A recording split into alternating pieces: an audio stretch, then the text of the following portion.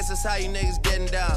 I'm so high up, I'm like, how niggas really getting down? I could never have a kid, then be out here still kidding around, boys playing around. Where you really wanna take it now? I got $150,000 for an after party, and I gave it to the killies just to break it down.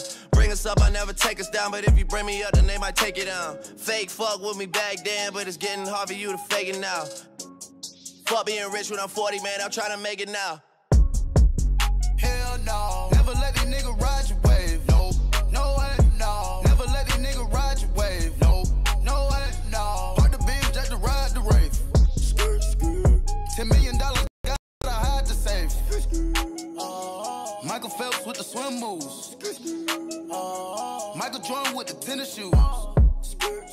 Quavo, young nigga, I invented you.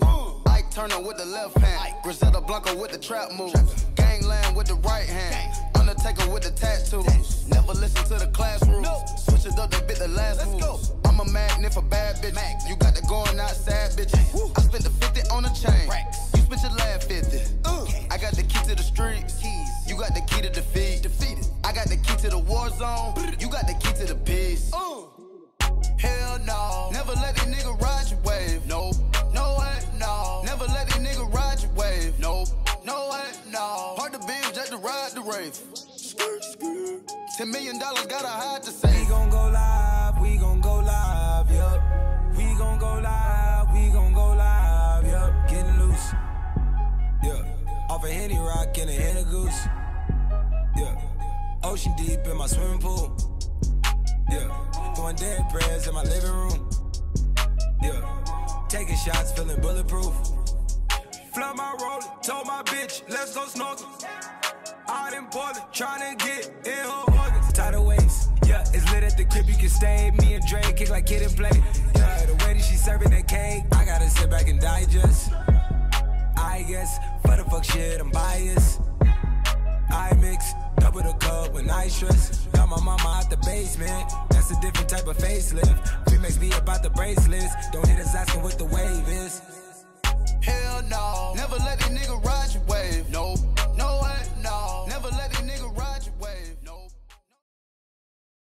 Today, we're going to talk about the Baltimore Ravens, our projected number 8 seed in the upcoming college football playoffs. And let's cash another squad ride. This is Behind the Lines. Well, Jovan, the Orioles have now lost 7 games in a row. What a fucking joke. 15-31, more than 15 games under 500. You just got swept by the Nats. I haven't seen the Nats sweep a team, let alone the Orioles, I don't think in my lifetime. I'm all for reading a good book in the off season when your fucking feet are in the sand and you don't have a baseball game to worry about. Mid-season when you got a 6 ERA, fucking lock in, buddy. Put the books down. Grab a baseball. Hit the fucking treadmill, Trevor. Which the Cubs are a team where if you give them like a single-pronged approach, simple approach at the plate, they can only key in on one pitch, which with Mick Abel is exactly what you have to do. They have been demolishing those pitchers every single time they see it. They ain't stopping now. I'm buying in. We're seeing a shootout. 320 feet. I could hit a ball that far. I mean, when do we normalize celebrating pop-ups? Aaron Judge, typical me guy move. Hitting a nuke there instead of just putting the ball in play. And look, he didn't make the dimensions of the park, but he decided to play in them, and that shit pisses me off. I got too much to live, no time to forget. New chrome, yeah, I got this shit on my head. You grown, shit, no, I don't got time for this. Alone, you just wanted something. What's going on, chat? Happy BTL Friday, the best BTL of the week. Episode 735 piece. As always, hold the fry, joined by your 2 hosts, Krabs and Jovan, presented by Bookit Sports. If you are not following me on Bookit Sports, what are you doing? What are you waiting for?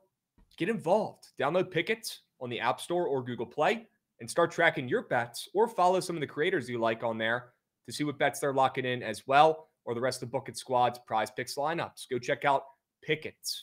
I promise once you start using that puppy, you're going to use that app every single day, just like me, just like Jovan. Okay? W Pickett, WBTL, W Day yesterday as well. I'll toot my own horn when it's deserved. And yesterday, I think we certainly deserve it, Jovan. Great day, great squad rides. That's how you set the fucking tone. Yep. Love setting tone. That's how you set it. Never thought we'd have to fight for our lives more for taking one of the hottest teams in baseball plus Chick, but we did. Yeah, I like this Blue Jays team. We'll see how long it lasts, because they typically, like the Yankees, they fall off towards the end of the year and they melt when the lights are bright. But right now, this Blue Jays team is bettable. And look, on the diamonds, you can lean into some hot teams. You could bet some streaks. You could take some square plays every once in a while. People were bitching hard about that play yesterday. And number one, that's always a great sign. By the way, the more bitching, the more chance it has to hit. Number two, was definitely surprised to see the amount of bitching because it was kind of a square play, but people know our tendencies at this point. I was shocked because usually we'd be on the other side and people would bitch and say, how do you fade in the Jays? This is too cute. But it was very much the other way. I was shocked. If you haven't learned it by now, Jovan, people just like bitching. They prefer it. Oh, yeah, of course. Right? But great call yesterday, man. And they made us earn it, right? It was not easy early on. They were down, 1-0 for, half the game. It was kind of starting to feel like it was about to end 1-0. And then next thing you know, an absolute splooge fest. Wow. Yeah, the thing is, like right now, the Jays, if the game's close, they get every bounce. Not they needed a bounce in this one, but like if the game's close going into later in the game, every bounce, everything goes their way. It's just one of those points in time of the season. Got to ride the hot hands on the diamonds. Yeah. That's exactly what we did last night, man. Great call. And the over also hit as well. Great day. Overall yesterday, one of the best days we've had in a while. People forget you backdoored that over. Yeah. Honestly, with ease. It was in like the 7th or 8th inning. Didn't even make me sweat to the 9th. Sure. Great call. But yeah, I was trying to tell people on Twitter last night, and look, people have the right to bitch. If they want to bitch, whatever, at least it gives us a reply. But I was trying to tell them not every square play loses and not every sharp play hits. And sometimes I need that reminder as well. But you could consider Toronto last night as a square play, at least for us. That was more of a square play. And it hits. Because if 100% of sharp plays hit, guys, I'd own a resort out in Vegas. And I'd be inviting you guys. We'd all be hanging out. I wouldn't be working. That's for sure. They don't all hit. You got to pick your spots. You got to pick your battles. You got to find the ones that win. And same thing with square plays. Those things hit a time or two as well. Trent would be bankrupt if they didn't hit a time or two. So got to keep that in mind sometimes. And a pretty good reminder as well. We got D. Decker coming in, dropping a resub. He might open the floodgates here. I got a good feeling about today. W.D. Decker getting involved. Banger. W.D. Decker, 27 months, a seasoned veteran. Much like the Alouettes QB last night. A seasoned Grizzly backup veteran. Unbelievable game. Oh, game of the year. What a game. Let's get to the recaps. We got a first-time chatter, Babyface West, coming in. Thank you guys for yesterday. Thank you for coming in, supporting the squad, hopping on the stream in the chat for the first time, and letting us know that you cashed. Thank you. Thank you. All right, let's check out the recap from yesterday because I brought it up last night, but great. The squad ride hit. We needed it, right? Not the greatest week. Awesome. Very important. But I think the best play last night was the goddamn Alouettes. I'll say it. It was the goddamn Alouettes. I think our guy Tariffs in chat backdropping another 5U sub bang. He probably agrees. He's got 5 on it, folks. It's yeah, official. Yeah. Tariffs going crazy has 5 on it. 6 racks on the Alouettes from Tariffs going crazy. That is insane. Tariffs going crazy. If you actually threw 6 racks on that, you are him. You are him, and I would not recommend that to a friend. But you know what? It worked out. It paid. Now you move, and now you're rich. Congratulations. Jovan, what a day. Can we clap it up really quick for Jovan? Have an absolute day, kid. 5-0, 5-0, 5-0. Let's fucking go, dude. Hell yeah. Beautiful day. All dogs, too. Just goated. Great work. Yeah. Can't be swept. Work. As cool as the Mariners were cashing, going against the line move, that under was just Krabs. That was Yep. That was one of your. Just felt like it was a winner. Wagers. As soon as I typed it on the sharp report, it just felt like a winner. I feel like gross. It was a high total, but it hit. The standalone like short slate late game that is a high total that like should go over, just never hits. It's always it's like a sleepy game. 8 times out of 10, that shit's going under. Just like a primetime NFL game. Yep. W play, W day yesterday, 9-1 overall yesterday, chat. We take that, we move, we groove, we clap that up. Great fucking day. I hope you guys tailed. Let's run it back again today.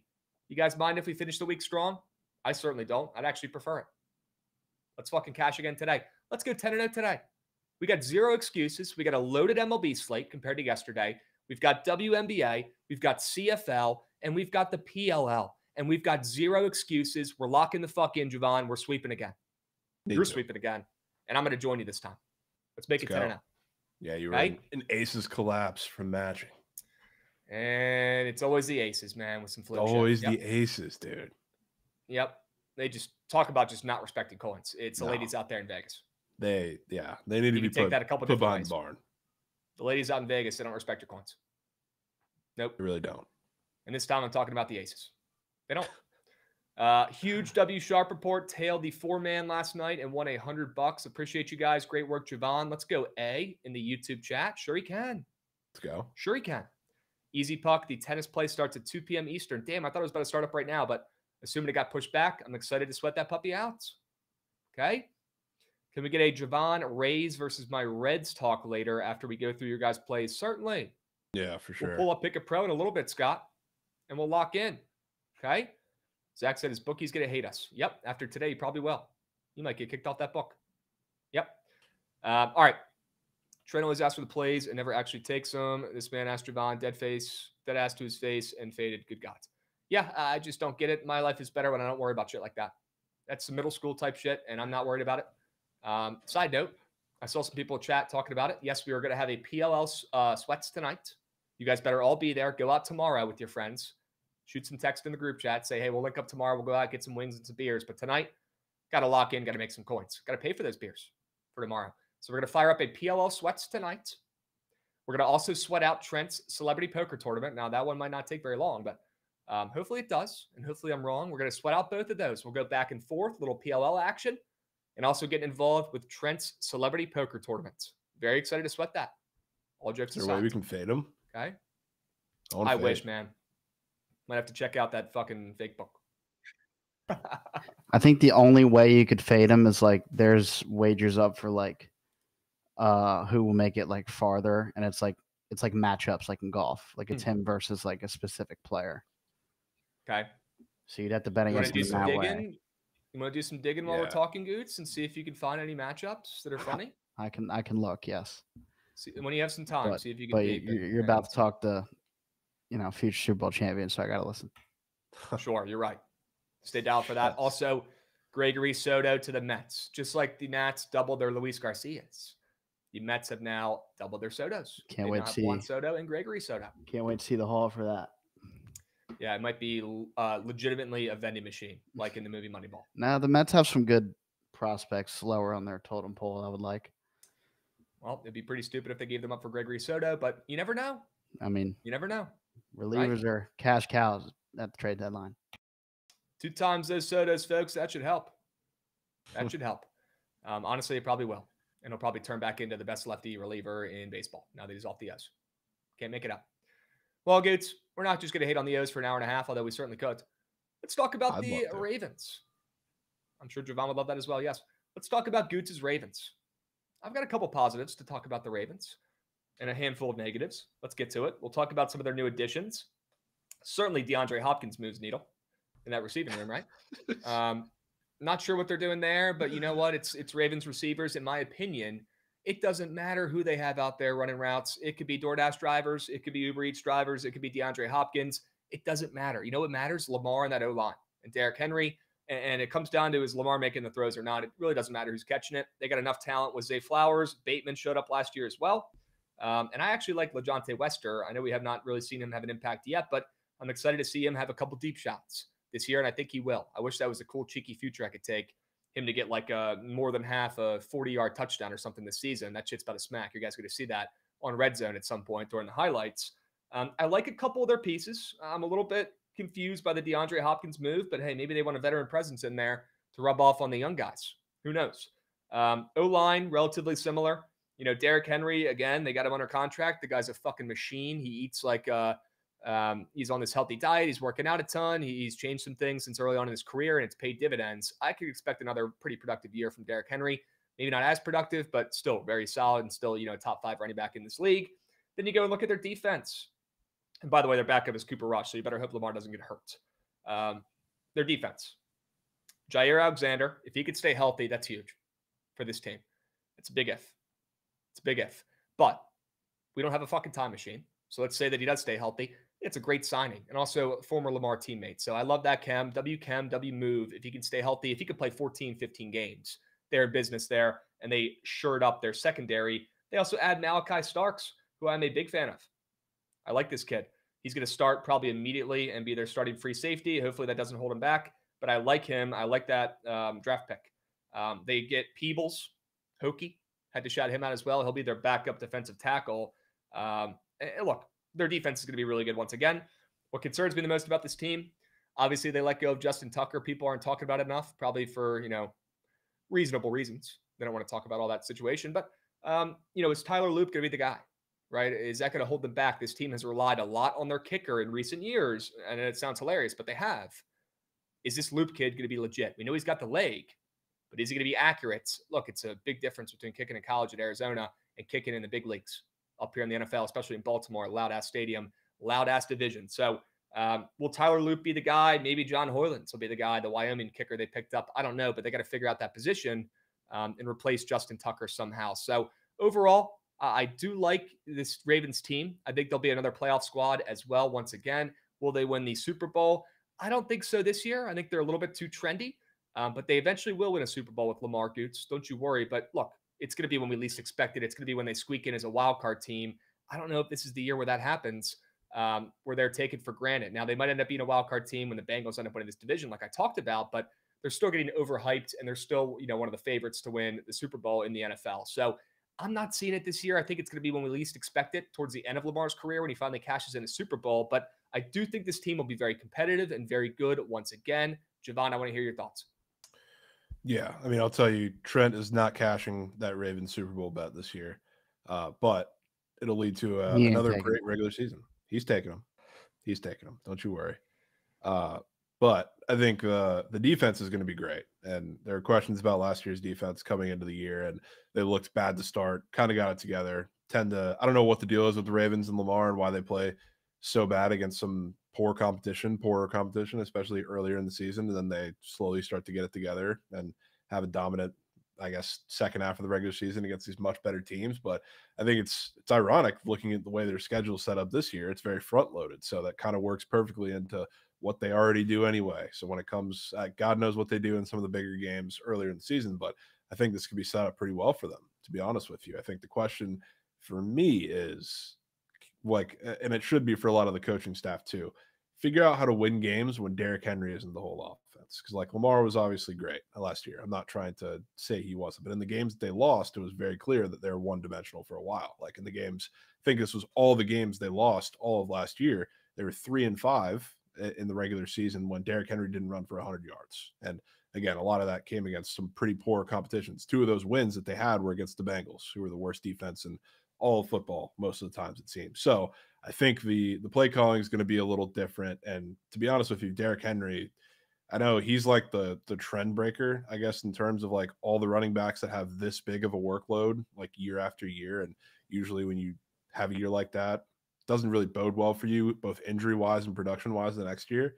He's broken that a couple times with the Titans just because he was that entire offense. I'm interested to see how it works now, and I'm not too, I guess, excited about him. Looking at all of his lines that look suspiciously low. I know you've taken a look at some of them, I assume, Krabs, but touchdowns are crazy, yards are crazy. Every single thing you can look at for Derrick Henry looks like the freest bet you've ever seen in your life, especially with Lamar coming off of a MVP caliber type year. I think it's going to be a little different, and the offense is going to be a lot less, a lot different than it looked last year. So we'll talk about how I think that's going to happen, but I think the Ravens are set up for another regular season. Okay. Back-to-back division champs. It's tough to win a division 3 years in a row. That's why I took the Bengals. We talked about them a couple of days ago, but look, minus 160 is some serious respect to win the division. Cannot ignore it. Minus 600 to make the playoffs. They're making the playoffs. It's just a matter of how. And then plus 650 to win the Super Bowl, one of the shorter odds out of any team in the NFL. Favorites. As they probably should be. They had the number 1 offense in the NFL last year. They shored up the defense a little bit. They're pretty consistent. Not a lot of moving pieces besides, the kicker that legitimately concerns me. That whole situation does. I hope that doesn't cost you guys, because we've seen Justin Tucker save your guys' butts game in, game out over the last decades. And look, he's a GOAT. He's him. But you guys cannot rely on a veteran kicker anymore to, win you a couple games every season. We'll see how it goes. Now, I want to hear Goots' thoughts. Goots, what are your predictions here on how this season goes for the Ravens? What is the outcome that you're expecting? I don't care about the regular season. What's the outcome? I don't have much to say. I'm just laughing over here. I think some things you guys said are funny, but we don't need to bring those up. I have high expectations. Obviously, I do every year. It's hard not to when you have one of the best quarterbacks in the league. So I'm I'm excited. I'm not going to get my hopes up like I say every year because you never know what could happen. But a lot of respect on the books, that's for sure. So we'll see how that plays out. Brother, last year Tucker was already 1 foot out the door. Yeah, it turns out he might have had something else on his mind. We knew was coming. And now we know why he might have been a hair distracted last season, although he did lock in towards the end of the year. Can't act like he didn't. He did. But yeah, he's had 2 back-to-back up and down years. So I will say this doesn't needed anyways. This doesn't solidify that Loop is good, but we've had plenty of good history of finding kickers with Stover, sure, and then Tucker. So we've had good history in that. Special teams. Yeah, Harbaugh's started his career as a special teams coach, so he's either got an eye for it or I don't know. We'll see. He's got an eye for it, and you guys have had some good luck with it. Yeah. Okay. Might be the easiest path for the Ravens to win the division, but loaded back-end division games suck from team comeback in the YouTube chat. Pretty fair comment. I mean, we got a hard schedule to start the year with Chiefs and Bills and Lions in the first 4 weeks with the Browns mixed in there. So, yeah. Yep. Yeah. If anything, I know they've got some division games in the back end, but that's by far the easiest side of their schedule. It was like that last year as well. We didn't play the Steelers till like week 9 or something. Like it may be even later. And doing that this year is probably good because God knows if Aaron Rodgers is even going to last that long. Yeah, maybe. We'll see. I would like to play him. I want to see that game. Oh, yeah. I want to see that game. It's going to be cinema. Yeah. All right. We're all pretty high. All jokes aside, we're all pretty high on the Ravens this year. Do we all agree they're going to win the Super Bowl? Probably not, but this team's going to the playoffs, and that's a win in itself. So, yeah, I wouldn't be surprised if they do, Goots. Mm-hmm. I just think it's coming a little bit later on in Lamar's career. I feel like it makes too much sense. I mean, he's 28. People act like he's going to be gone in 2 years. He's 20 years old. He's got time. And he's not just 21. Style, not just 21. Play style concerns, people a little bit with that. But since he's a runner, right?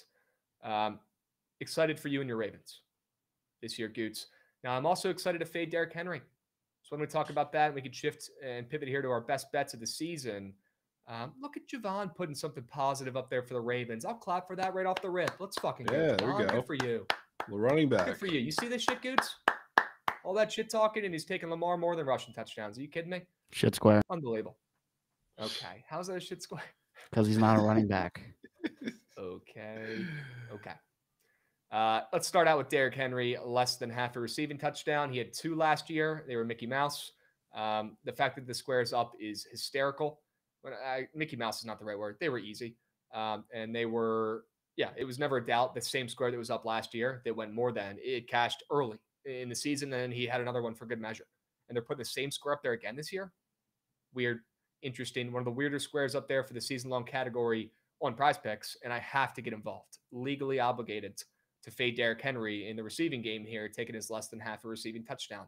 I know we might not all like this square, but I think we can all agree, pretty weird seeing it up again after he had 2 last year in his new team. Yeah, he ain't getting one, man. He ain't getting one. He had I think he got 1 against the Bills in that game. They won by $1 billion. Yeah, both of them passing the flat. Both of them were pretty Mickey Mouse. Yeah. There were weird plays like Lamar should have gotten sacked and somehow he got it to Derrick and found his way in. Like last year when we talked about that square, I said it was hitting. So I was wrong. But I like it this year. He's not a pass catcher. He's not. If it happens, it's going to be Mickey Mouse again. Yeah, and you've got Justice Hill, who just every year I feel like becomes more of a receiving back. You've got Keaton Mitchell, who is kind of in between a little bit. He's more of a runner, I guess, than he is a pass catcher. But if I was the coach, I'd rather have him out there running a couple screens than big-ass Derrick Henry, respectfully. So, yeah, a little lucky last year, and the fact that they're putting the square up again is hilarious. Miguel doesn't like it. He says, Krabs, let's be honest, Derrick Henry is so getting one this year. Don't do it to yourself. Miguel, I cannot wait to see the slip. With you having the more than half a receiving touchdown. And I will be following up after the season. I'll be waiting in the DMs, Miguel. Okay? Jovan. Lamar Jackson's running in 5, huh? He's running in 5. One of the ways I think it's going to have to be different because, again, the rushing attack was good because they had Derrick Henry. But, Lamar didn't use his legs much in the regular season, at least as much as you would expect from Lamar. And it's weird because he had like a couple really big games earlier in the season against some bigger teams, like the Chiefs game to start the season. He went for 100 plus, but that was the only 100 plus game he had all year. Plus, he has a 1.5 plus games. So that's probably hitting. That square is also up. But not only did he not use his legs as much as you would think, like towards the middle part of the season, but he also, if you bet Lamar anytime touchdown, like the entire feed did, it seemed like every single game last year, he got tackled inside the 5 a shit ton of times, including, I think, both Bengals games, he got tackled at the 1 multiple times. So I think at the goal line, especially because I know for a fact the one against the Bills that Derrick Henry got that receiving touchdown was a pass in the flat from the goal line. I think the second one might have been something similar as well. I think that's where the offense gets a little different, because if you're a guy who's coming off of a million carries, I think he had 320 something last year in Derrick Henry, and you got a guy who's aging, to say the least. I think the one place you change it a little bit is at the goal line, especially when everybody starts to expect it. So you got a lot of goal line touches, as he should. He's going to every single year with Derrick Henry. But I think this is the year for Lamar to get in the end zone like everybody wanted to every single week last year, and they fell just short a handful of times. And realistically, like, he'll get like a pull or two on the goal line, but a lot of these runs that he got tackled inside the 5 were like from 10, 15 yards out. So like, I think you're going to get a couple more of those where he actually gets into the end zone this time, especially because I think early in the season, it's going to be incredibly important for him to use his legs, because like we saw in the Chiefs game to start the year last year, it seemed like he brought his legs for the biggest games. And you have a lot more of those at the beginning of the season against teams that have seen you plenty and even had some success stopping Derrick Henry last year. So get him open early, Krabs. I think we're seeing 5. I think we're going to see an early game where he has multiple touchdowns on the ground. Maybe this is a reason why we're seeing Derrick Henry's season-long touchdown square not as high as we initially expected, because maybe Lamar runs in a couple more. That, and Lamar's coming off of a great year, so like obviously regression is going to be cooked into his passing lines a bit, but like what did he throw for 41 last year, Goots? 41, and his line's 28.5. It's crazy. Yeah, his line's 28.5. Good year. Great year. Yeah, maybe they sell out a little bit against the pass this year for the first Soaring time. over. Cooking again on the ground. Okay. All right. Ravens talk. Goots, you got any other comments, thoughts, concerns before we move on? Talk some college football. No, I think we're good. Cool. W segment. W graphic. That purple's pretty. Yep. I agree. All right, let's move. Let's groove. Let's talk about our projected number 8 seed in this upcoming college football playoff. How about the Vols? Ooh. Nobody likes the Vols this year. Actually, everybody hates their guts. It's weird. After a pretty solid season, some games that were good, some games that were bad, some QB drama, which I blame a lot of their losses on, to be honest with you. When you have a head case and a me guy like that under center, it rubs off on the rest of the team. And Nico, you Google the word me guy, he's the first person that comes up. I mean, I hate the guy's guts. Not judge. Selfish, didn't give a hoot, all-time me guy. They're going to find a way to get him a workout up there in New York in pinstripes.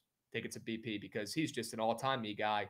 Would not be surprised if he switches sports. Maybe tries to play some baseball up there for the Yankees. All-time me guy. Textbook me guy. Thank God he's off the team. And I like Joey Aguilar better. I do. I like Joey Aguilar better. I think Joey Aguilar is going to be a better QB this season than Nico will be at UCLA. The one thing that our guy struggles with here, the new QB, Joey Aguilar for Tennessee, he's a pick machine, right? But you look at some of he played on App State, right? So he didn't have as much help as he's going to have here at Tennessee. And the one thing Tennessee's done a really good job with offensively is limiting the turnovers, limiting the interceptions. Their QBs don't throw picks. And I've been pretty tapped in ever since they stole Hendon Hooker from us. Bless his heart, former Hokie. He didn't throw any picks for the squads. Nico didn't throw many picks for the squads. And I think you're going to see Joey Aguilar reduce his interceptions, reduce the turnovers, and that's going to significantly benefit his game. He's already a gunslinger. Dude's fucking great. He's got a hose. He can move a little bit too. I'm all in on Joey Aguilar. And I think this Tennessee team's getting some serious hate. Their win total's pretty low for Tennessee. I don't know how much higher you can really make it with them, but people are pretty down on this Tennessee squad. Nobody thinks they have a chance to make the playoffs. And as you can see here, they're plus chicken to make the playoffs at plus 270. They're plus 6,500 to win the Natty and plus 3,000 to win their conference. I don't think they're going to win their conference. Honestly, I don't even know if they make it to the conference championship, but I do think this team squeaks into the college football playoffs and has a damn good regular season. Look, Jovan, I know it's not the flashiest team. I know people don't really love Heupel, but I kind of like them. And I think their defense will be really good once again this season. And the couple pieces that they added on offense, you got a couple new linemen, which I think could help as well. And the main piece I talked about, Joey Aguilar, I think is going to be a major difference maker, not just on the field, but in the locker room as well. You get that me guy, Nico, out of here. You get a team player in here, Joey Aguilar. I think it could do dividends. It could work wonders here for this Tennessee Vols team. Probably the least talked about, most hated team in this conference heading into the season. Nobody believes. I do. And those are the typical teams you want to be back in. So, Jovan, what am I missing here with Tennessee this upcoming season? Any new pieces you're liking, or? I mean, not particularly. I'm just go through the schedule for me, because I'm curious where you have thoughts of that happening. Thoughts of they what got some, I don't know, like them getting big wins. Okay, let's talk about it, because my best bet is they're over 8.5 wins. Yeah, let's talk about it. I'm seeing 10. I'll be honest. Syracuse at home, that's a win. That's 1. Eastern Tennessee State, that's a win. That's 2. I think they beat Georgia for the first time since 2016 at home. Let me say that again. I think the Vols beat Georgia for the first time since 2016 this year. You lost me. First time in almost a decade. They beat them. You lost Upset. Me. They're plus 7.5 by the time this game happens, after they destroy Syracuse and Eastern Tennessee State, as they should. Those teams stink. Spread will be down to 6.5. I love a good plus 6.5. I've already seen it. I'm getting out ahead of this one. They are going to beat Georgia outright in week 3 of the college football season this upcoming year. Yep, they will. That'll be one of Georgia's rare losses. So they're 3-0. At that point, they beat UAB as well. They're 4-0 at this point. They're starting to gain some traction. All those people that were hating on Heupel, hating on this Tennessee Vols team that has a ton of NIL coins and nobody's talking about it, they're going to be all pretty quiet at that point. Then they go on the road to Mississippi State, and then they play Arkansas at home. I think they might sneakily lose one of those 2 games. So I'll give them 1 loss, and that's being pretty generous. They could even sweep those and stay undefeated, but I will be realistic here. I'll give them 1 loss at that point. So they've got Arkansas, 1 loss through Arkansas. Arkansas beat them last year, I think, didn't they? Yeah, they're probably not going to beat them again. I'm more worried about Mississippi State on the road, obviously. Really? But I'll incorporate Arkansas into that as well and make it a 2-piece there, okay? So there's 1 loss through the Arkansas game. They're looking pretty darn good. Then they go play at Bama. That's their 2nd loss of the season at Bama. They're not beating Georgia and Bama. Guys, I'm not a fucking fool. They're not winning both of those. They might. I'd be willing to bet they don't. That's loss number 2 right there. They beat Kentucky on the roads. They beat Oklahoma, who's going to be very overrated and overhyped this season. I like a couple pieces. I like Mateer, but I'm just not buying in. They're too public. They're too trendy. I think they win that game at home. If that game was on the road, we'd have a different conversation. They win that game at home. They beat New Mexico State. They beat Florida on the roads. They pull off an upset in the swamp. Yep. And they close out the season against the most overrated, overhyped team in QB in college football this year, Vanderbilt. They destroy them to close out the season. They go into the college football playoffs with some confidence. And this team wins 10 games, all in on the Vols this year. Wow. Wow. I know I lost you when I talked about Florida. Yeah, but that's partially because I think Florida's going to be coming off a loss right before that. And you know what I do hate? I hate quarterbacks coming in from Group of 5 conferences, playing road games in big environments like the Swamp. That's what I hate. So yeah, you lost me a little bit, but I understand the vision. Okay. Yeah, one of the most hated teams heading into the season, Tennessee. I'm buying stock. I'm buying plenty of it. And I'm a Joey Aguilar guy. I have been for 4 years. Been watching this kid since he was a freshman at App State. I like Aguilar. I think he's going to fit well in that offense. I think Heupel, that's a good Heupel guy. Yep. Team player. Excited to see the Vols this year. And like I said before, guys, I'm not fucking around. They beat Georgia. They beat Georgia week 3. You heard it here first. Wow. Okay? Wow. You heard it here first. Dubs. All right. Let's move. Let's groove. We got a lot to cover today, guys. I don't want to spend too much time, but yes, my best bet for Tennessee, the over 8.5 wins. I just went through their schedule. I see 10 wins. If you think I'm fucking crazy and they don't win that game in the Swamp, you subtract 1, and that's still 9 wins, and you're cashing a plus chicken. So I'm all in on Tennessee. I'm all in. Sure. Okay, when people least expect it, they strike. That'd be a very Josh Heupel thing. People are acting like he's the worst fucking coach in college football. Wouldn't it be something the year where nobody believes they actually do something? Yeah. Interesting. Honestly would. Okay. All right. Let's move. Let's groove. I want to hear Jovan's projected number 8 seed in the upcoming college football playoffs. Roll fucking Tides. Oh, wait a second here. Yeah, not Bama. It says wrong team, but right logo. Goots, we had one job. Wrong team, right logo. Let's go Rebels. Ole Miss, Austin Simmons, Goats. Okay. So that's my. I guess you have your hot take team in the SEC. This is mine. Another one that nobody believes in this year. Sure. Yeah, because you're just leaving the Jackson Dart era where you're going into uncharted territory. But as is the case, I guess, with a lot of the SEC teams, Tennessee included, we've talked about this time and time again. Really, if you're like talking about any of these SEC teams, that's not even, I guess Texas still counts, but anybody that's not LSU and Garrett Nussmeier, it's uncharted territory with the quarterbacks. So you're basically just betting on which quarterback you think is going to be him. I think Austin Simmons, out of the new quarterbacks, maybe excluding Arch, because again, he's in a little different situation. He doesn't really count.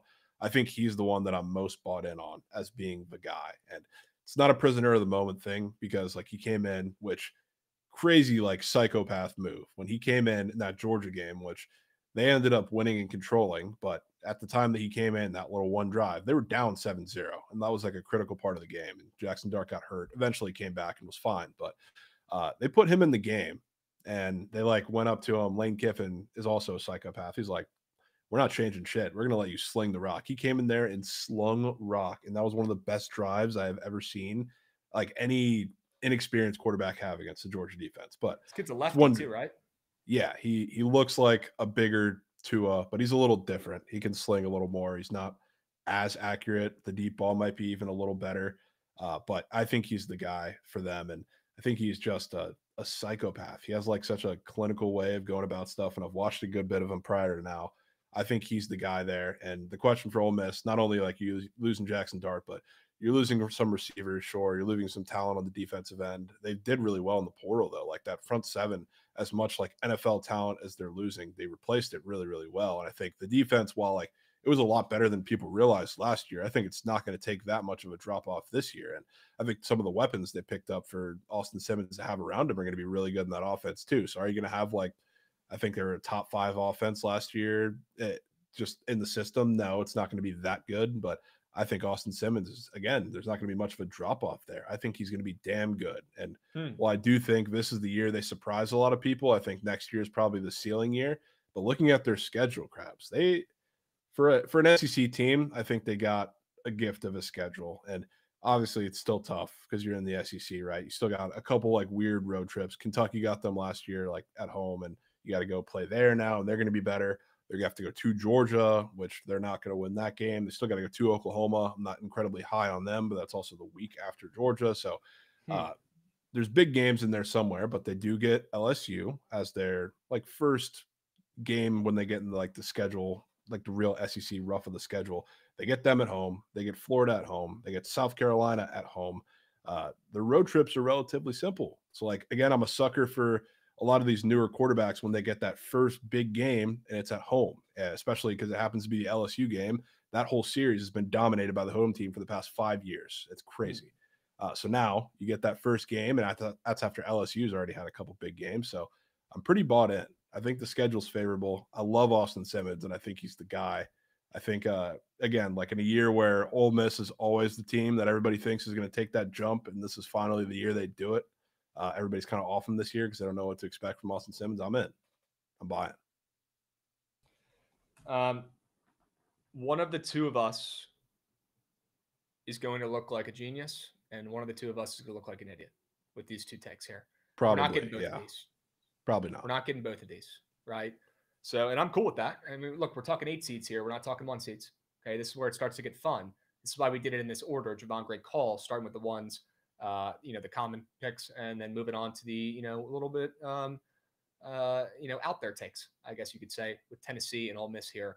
I will say the one thing that concerns me with Ole Miss, you got me sold on the new QB. I'm in on Austin Simmons. That I don't got to worry about. He's a lefty. I'll be rooting for that kid already.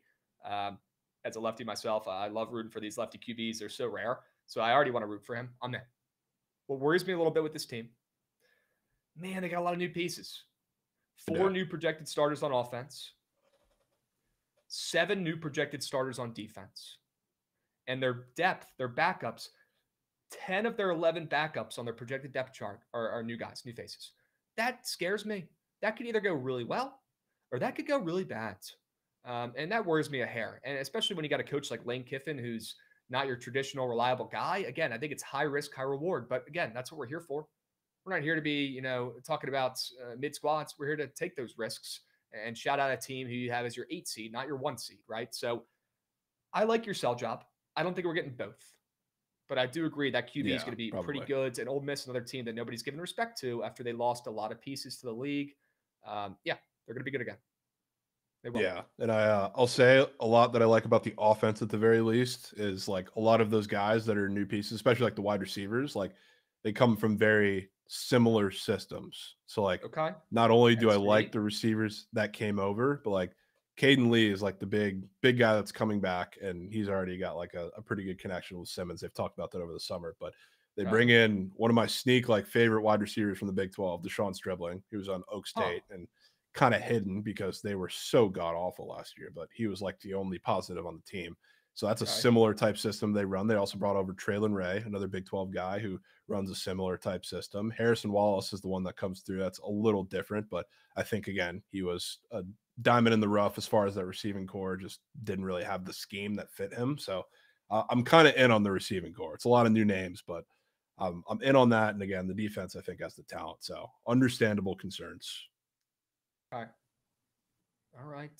Stribling stepped up last year. Yeah, he was solid. Had a sneak 900 yards on that Clelshire team. So not easy. Yeah. Right? He should be pretty good. And yeah, a lot of those new pieces in the receiving room, at least they're veterans, or at least Wallace and Stribling are. So, okay. And Ray's a junior, I'm pretty sure. Yeah, he's a junior. Okay. All right. I like it. Obviously, I'm biased. I like the Tennessee take a little bit better, but I can certainly pick up what you're putting down in Hottie Toddy. Never a bad move. And W. Goots already fixing the graphic. W. Daniel already fixing the graphic. Heart. You guys are goated. 2 words. Heart. Great work. Love that. Great work, Goots, as always. You're him. All right. Let's move and let's groove. What are we talking about now, boys? Shark report season? Yes, yeah, just say best bet. Over 8.5 wins, which talked about the schedule a little bit. Like they have a couple big games. I don't think they're winning at Georgia, but outside of that, like their SEC schedule, you get LSU at home, you get South Carolina at home, you get Florida at home. You got to go on the road and play the Egg Bowl. You got to go on the road, play a little Georgia, Oklahoma stretch. Like I think there's 2 losses in there somewhere, maybe 3, but I really think this is similar to your Tennessee take. I'm kind of seeing 10 here if everything goes right. I think realistically it's I don't want to say ceiling or bust for Ole Miss, but I think if everything goes right and Austin Simmons is who I think he is, this is a 10-win team, regardless of what you think of the talent around them. But if he's not, maybe this is a project year going into next year, and that's when they reach their ceiling. But regardless, I think the schedule works out just incredibly well for them to get it together this year and at least get to the 9 wins. And I don't know, depending on who those are against, that could get them to the playoff, and I think it does. But I also did think their playoff odds were kind of weirdly short, Krabs. Because like they're right at the start of like the plus check. You got like the 8 favorites: Ohio State, Penn State, Texas, Oregon, Georgia, Clemson, Bama, Notre Dame. Right after that starts LSU, who everybody loves this year. Then you go Miami, who has the ACC tie-in. Then it's Ole Miss right after them. Okay. I thought it was relatively interesting. It's like all the teams, at least like a lot of the SEC teams that have win totals around them, like Ole Miss is plus 175. Texas A&M, who everybody also loves again this year, is plus 215. Tennessee is plus 300. So like it's the same number we're looking at the win total, a little different juice. The fact that they're getting that much more respect is maybe a little schedule based, but it's interesting. Okay. Yeah, that's a good sign for you in this future. I love it. I'm balled in. Hotty toddy. We're probably not getting both, but I think one of us is going to look like a genius, and I'm in for that. At least they don't play each other. Yeah, they don't play each other. They play a lot of familiar opponents, which obviously they do. They're in the same conference. So, but yeah, we're not going to get, both of these, teams, both of these upset squads in this conference to pull off all these crazy upsets. So, it probably hurts it the most is that is that stretch at the end of the year where Florida goes to Ole Miss, and I think they're going to lose, and then they're going to be coming back to the Swamp. I think last game in the Swamp of the year, hosting Tennessee right after that. Or no, they play Florida State after that. Oh, but shit. Coming off a loss. I was about to say, we might get two there. Last SEC game in the Swamp is right after, I think they're coming off a loss at Ole Miss. Okay. We might get two there. I don't know if you get two. All right. We're probably not getting two there. Okay. Yeah. Let's move on. W college football talk, though. Ole Miss for Jovan as his projected number 8 seed in the college football playoffs. And I'm going to go with Coach Heupel and the Tennessee Vols as my projected number 8 seed. Very excited to wrap up this segment. And guys, once we finish it, obviously we're only going to go to 12 teams. Once we finish it, we will go over some honorable mentions and some teams that we just like in general that we did not get to or did not have in these rankings. Okay, so it's not like we're just going to stop talking college football before the season once we finish these rankings. Okay? Dubs.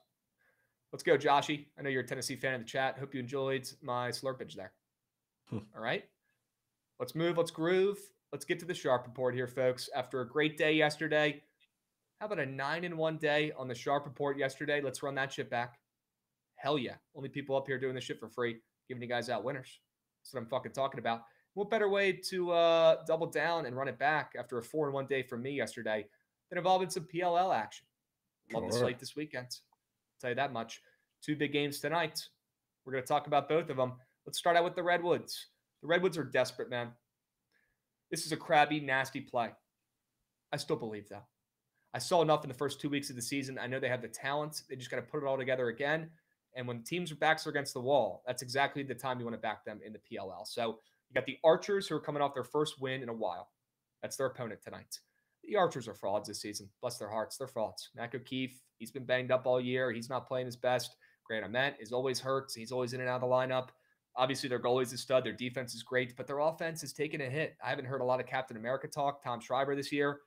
It's been just a down year offensively. And with the Archers, who finally stopped the bleeding last weekend with a big-time win, only by 1, by the way. They almost collapsed and lost that game to the Chaos after they were up like 6 late. Crazy. It just does not feel like great vibes right now for the Archers, who've been a wagon in recent years. After that big-time win last weekend, it could be a good sell-high spot for the Archers once again, and backing a desperate Redwoods team that won the first 2 games of their season and then has proceeded to lose the next 5 games in a row. Oh, terrible. Talk about the epitome of a buy low spots. Guys, the parity in this league is unbelievable, especially this season. It typically is, but especially this year. The worst teams have beaten the best teams almost every weekend. It's crazy. You got to bet the motivation aspect of this sports. It's more important than the X's and O's. And I'll tell you right now, with the Archers coming off that big-time win last weekend, when they're starting to feel like they're him again, right? But let's not act like they are because they're still 3-4. And the Redwoods losing 5 straight games.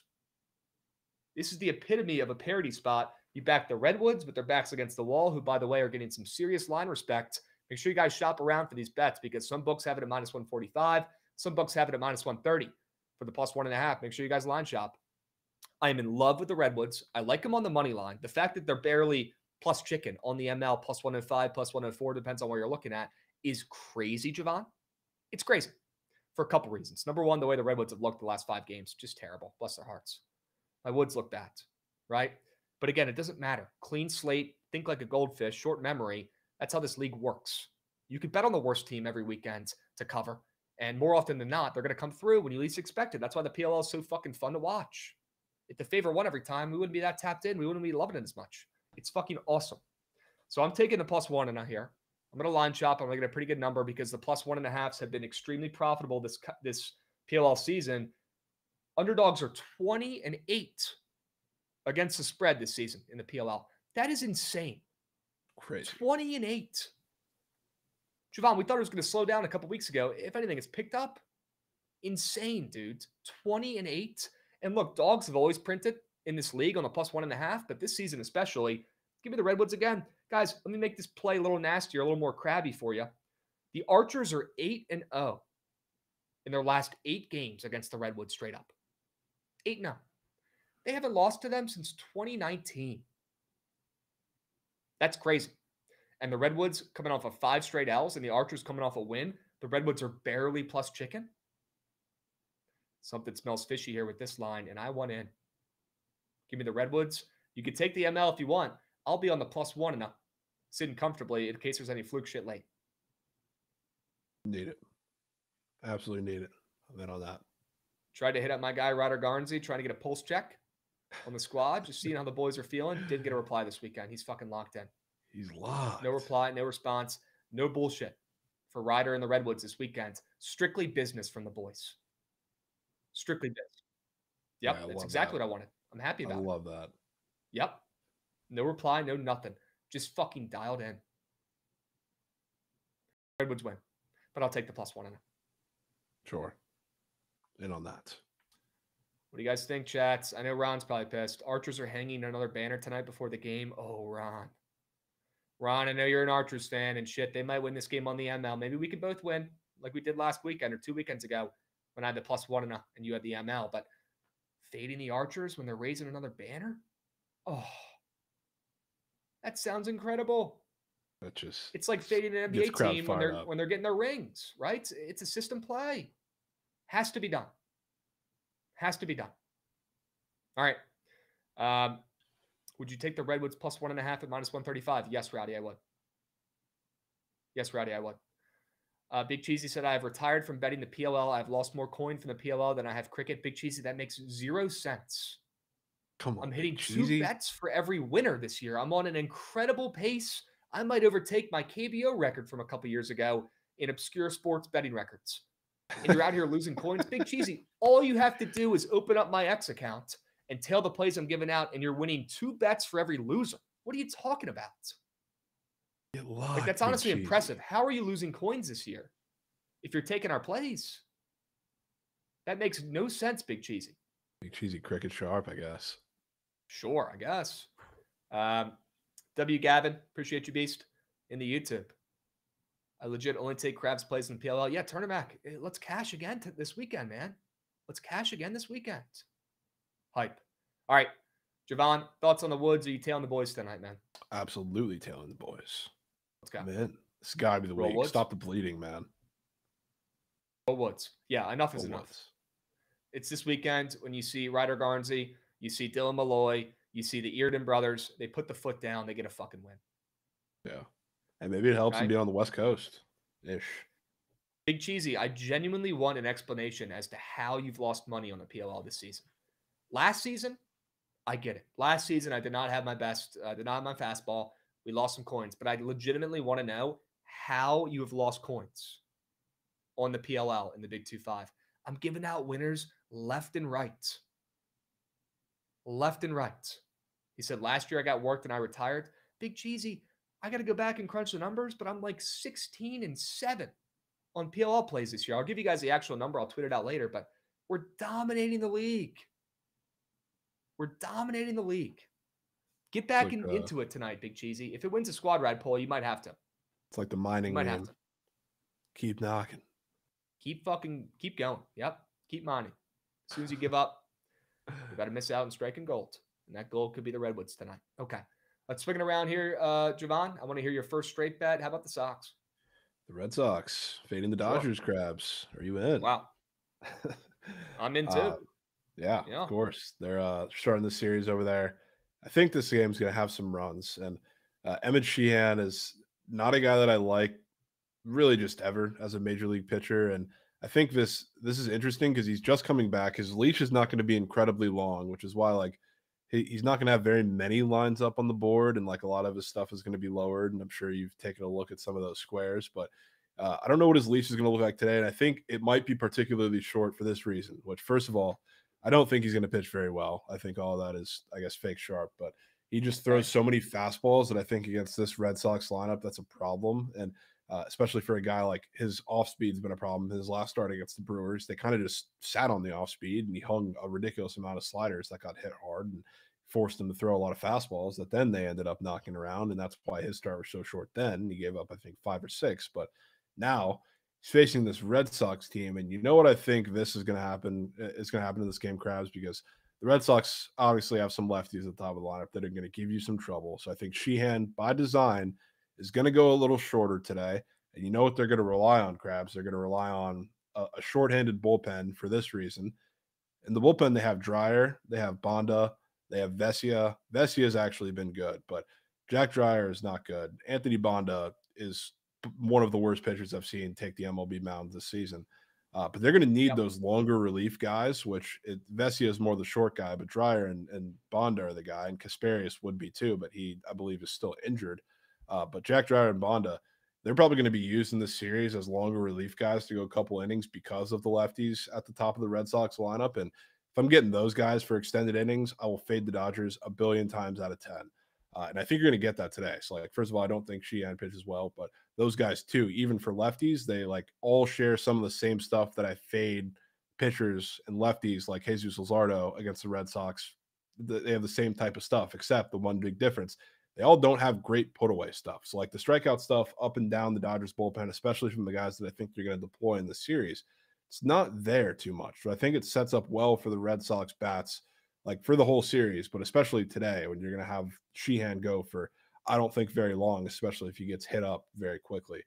So I think this sets up well for a lot of these guys. And I wonder what lineup they're going to roll out today in the Red Sox. And maybe they put some righties like at the top to kind of mess with that strategy if they think they know it's coming. But regardless, I think the Red Sox scored today, and I'm in on Brian Bayo. I don't think he's going to go out and pitch a gem necessarily, but he's been so good over the past couple months now, and a lot has been because he tweaked his pitch mix and the command is much better. So yeah, it's a challenge today, obviously, against the Dodgers, and I don't think he's going to go out there and throw 6 shutout, but I think he does well enough in a game that I think is going to have runs, and I kind of lean the over in this game as well. A lot of that's because I like the Red Sox bats though, so I'm in on them.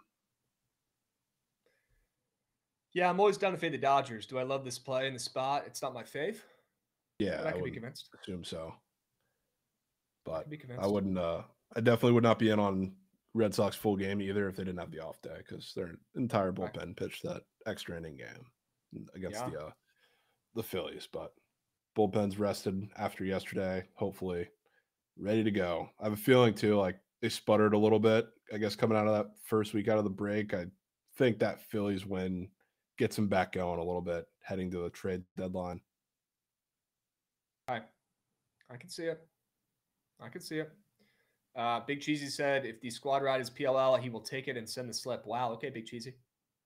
Attaboy. That's all I'm asking, man. Just give it a shot. Okay. We got a good question from Sharif Milligan in the YouTube. Krabs, if I told you that you can have Malik Neighbors in 4 years after his contract is up, but Terry has to get traded this summer, would you take it or would you leave it? That's a great question from Sharif Milligan in the YouTube chat. Great question. And the answer is simple. It's no. It's no. Terry McLaurin, what he provides to the Commanders is not just what you guys see on the fields. He breaks down the huddles after the game. He does the pump-up speeches pregame. He might as well be a coach along with the star receiver on the team. It's impressive. Look at all the other receivers around the league. They're all divas. They're all drama. They all cause problems. Terry is the opposite. Pay him. Bring him back. Even if he depreciates, even if he gets a little bit worse, even if he doesn't get 1,000 yards this year, which, by the way, he has gotten 1,000 yards every single season in his career. He is Mike Evans Jr. It's time to stop acting like he's not. He's Mike Evans Jr. And he's got a good head on his shoulders, and he's a leader. Name me a single other wide receiver in the NFL that's a leader. He's Mr. Commander, dude. You can't. There's not a single other wide receiver in the sport that is a leader. They're all drama. They all cause problems. They're all prima donnas. They all think they're him. Terry knows he's him, sure. But he also does the right things. Pay him. Now, if you could say I could have Malik Neighbors in 2 years, we might be having a different combo. The way you folded after 1 year. I've had some dreams. After 1 year, you folded. I've had some dreams of JD5 syncing up with his former college teammate Malik Neighbors and them taking, this team to a Super Bowl. I've had dreams about it. Yep. You folded. I can't deny it. You folded. I can't deny it. You just had that whole big speech just to fold in a year. 2 years, we could talk. 4 years, no shot. Unbelievable. Man. No shot. Okay. Anyways, Elks on the Sharp Report. Madul, what a crazy night last night, Madul. Have a night. We saw your cousin out there making tackles. We're out here hitting fucking +7.5 outright MLs. Insane. Crazy. What a night last night. Cannot wait for the Elks sell job, but we'll save the best for last, like we did yesterday. Goots swinging around. We also have a subby coming in from Pega. Let's go, Pega. That a boy. Looks like Vanisk. Just got blessed up. Vanisk, a big-time PLL guy, I believe. I think I remember that correctly. W. Vanisk, you just got a handout sub from Pega. Sure you can. All right. We will come back to that last team for Jovan's play. Obviously, it's the CFL after talking through that a little bit, but we'll come back to that play. For now, let's talk about the Royals. So in Krabs. It always just feels right to back the trophies whenever we do it. Although we have not had many chances this season because they suck. They don't score. They're not fun. They're fake sharp a lot. Right? We haven't gotten to take them a lot this year. It sucks. Well, today we get to get involved. We're blessed. And I'll get out real quick on Apple TV tonight. First fivers on the ML. Love seeing the Royals catching minimal steam as well. I want to back Waka, who has not been at his best of late, but he's all reliable, Mr. Consistent, and I want to fade Gavin Williams, who's been pretty solid the last couple weeks. I'm going to fade him. I want to back Waka to have a bounce-back start. Love seeing the Royals as favorites. And like Jovan pointed out earlier today before the show, the Royals, correct me if I'm wrong, but they are getting some serious respect on the series price as well. Jovan, would you say they were against the Guardians, who are pretty hot right now? I think this is the weirdest one on the board, the way that the Guardians have come out of the break, and they're noted front runners. So they beat all the teams that are below 500, and they suck against good ones. But Royals, as bad as they're playing, and as much as that seems like a hydrogen bomb coughing baby with the trajectories of these teams, the Royals are minus 145 to win this series, which, like, you can argue at least tomorrow, like, it plays into the pitching matchup a little bit. They're short favorites today, and I don't think they should be, which is odd in itself. Like, tomorrow they have Bubic.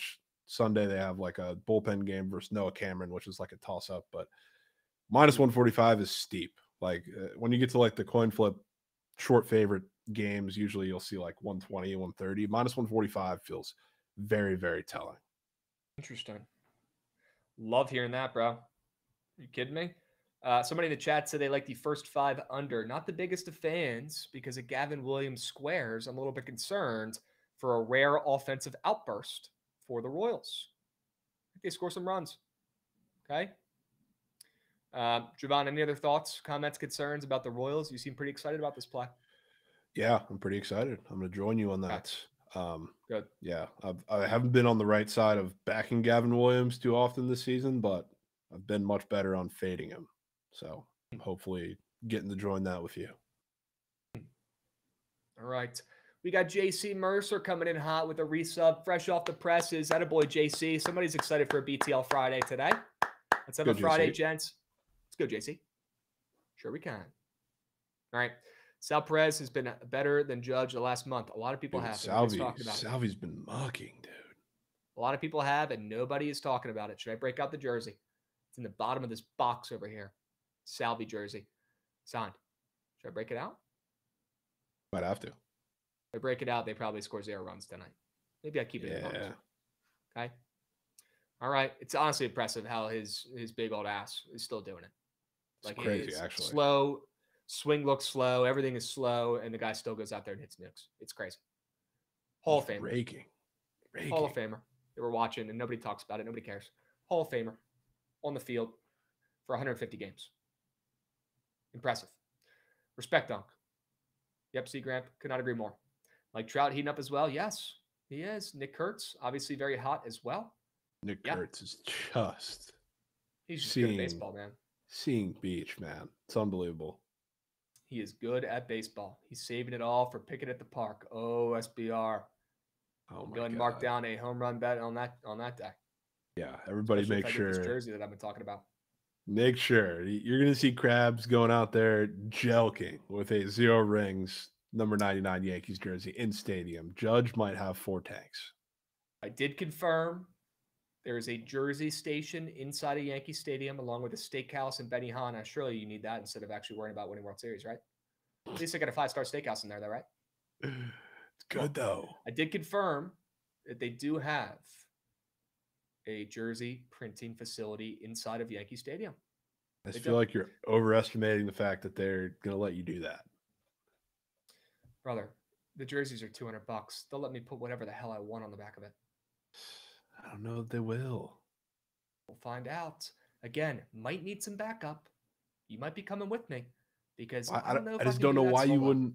I don't know why you wouldn't order it before we get there and then bring it. Here's an idea, because it's a hilarious bit that would make a hilarious fucking YouTube short. You ever think of that? It would, but like, you know what would suck 20 times that? Going there and they say no, and then you're stuck with thumb in your ass. Yeah, that would suck. I'm willing to risk it and roll the dice. Fair.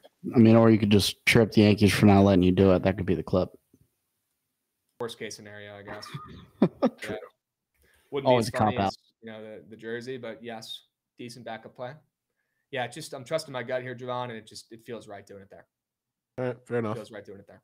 Fair enough. But yeah, it's not going to be easy. It's going to be, you got to go in, put in your order, and then you got to pick it up 5 innings later, like we do at the Rangers game. It's not going to be easy. But again, Jovan, it never is, and it probably never will be. If it was easy, everybody would be doing it. They're not. Yeah. They're not.